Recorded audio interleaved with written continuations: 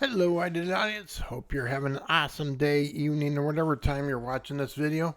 I'm glad you're here. I'm glad you clicked on this video. Would love it if you hit the subscribe button and would love it if you hit the like button.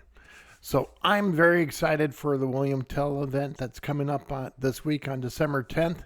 And I want to talk about it. I want to talk about William Tell becoming a legendary and what are some of the differences when that happens. And then I also want to talk about my strategies for doing this event and talk about the differences in the calendar events compared to previous Relic events. Now let's start off talking about William Tell. William Tell is an awesome hero, especially early on. He's that go-to hero that you use in arena. He's that go-to hero that you use in campaign events where you're attacking heroes. He does a ton of amount of damage. If you look at his damage, he does 1,693% damage. I always think it's so funny that they got the 0.52%. Why don't they just round up? Make it easy. Just round up. Just round it off. One big number. And then increases his attack speed by 12% for 6 seconds. So he does a ton amount of damage. He's great with clearing that back row. Now, what happens when he becomes legendary? Let's take a look at it.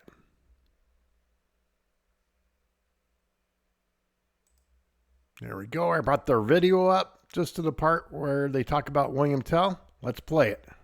Adding new additions, including exclusive equipment and, most importantly, fragments of William Tell. Okay, I'm going to pause it here. So excited about the exclusive equipment. Also excited about getting them in legendary status, but I want to talk about the fragments. So you need 100 fragments. And I'm going to remember that number. We're going to talk about it in a little bit.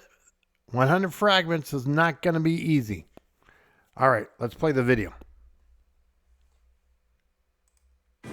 Collect 100 fragments and eternalize your William Tell from a 3-star hero into a legendary 5-star powerhouse. All right, let's pause. This evolution not only changes his look, but also significant. Come on. All right. So, big difference here is now he's going to have 2 arrows. Not doing as much damage, so they downgrade his damage a little bit, about 100%. But 2 arrows. So that means he can clear away 2 heroes in the background with 1 attack. And his attack speed is increased by 18% for 6 seconds. So that is a huge boost. And I'm a little worried about that. Because I hope it's not like overkill. Like he's boosted that he's used in everyone's arena, and that's the only hero you see in the background there as your single attacker, because that is good. That is really good. All right, let's get into the calendar of events. Let me bring that up. Hold on. Here we go.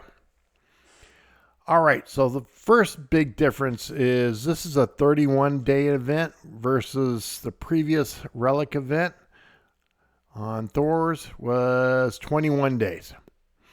And so there's 10 extra days for events. Now, what are the extra events? The extra events are you got Anvil Strike, now twice, where if you looked at Thor, it was just once. And you get Summon of Stars twice.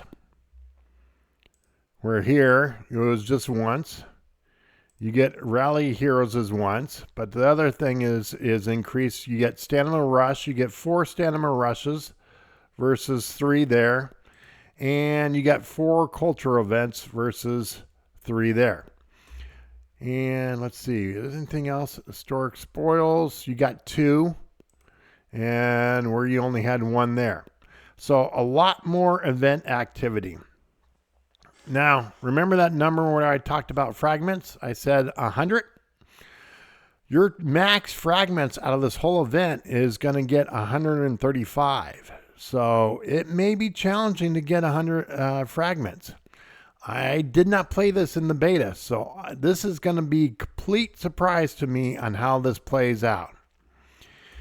So, like if you look on here, you know, leaderboard rankings, that's 20 of it. So that brings it down to, if you don't rank, that brings it down to 115. So in leaderboard rankings, like, do you have to be in the #1 spot? I don't know how that necessarily plays out.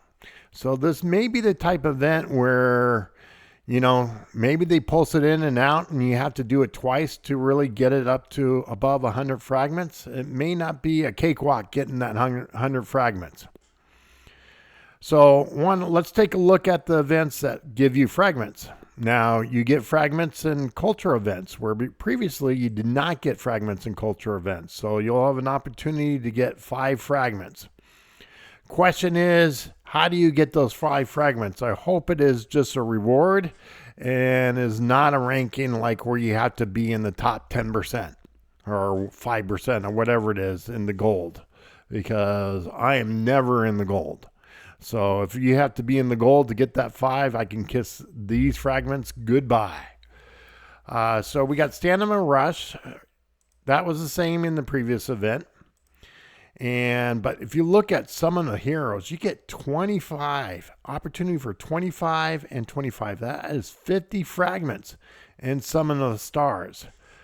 That has me worried. Some of the stars is based on random, whether you get a legendary hero or 4-star heroes or so on. So it's not just the amount of summons that you have. And so there is a huge random factor in this event.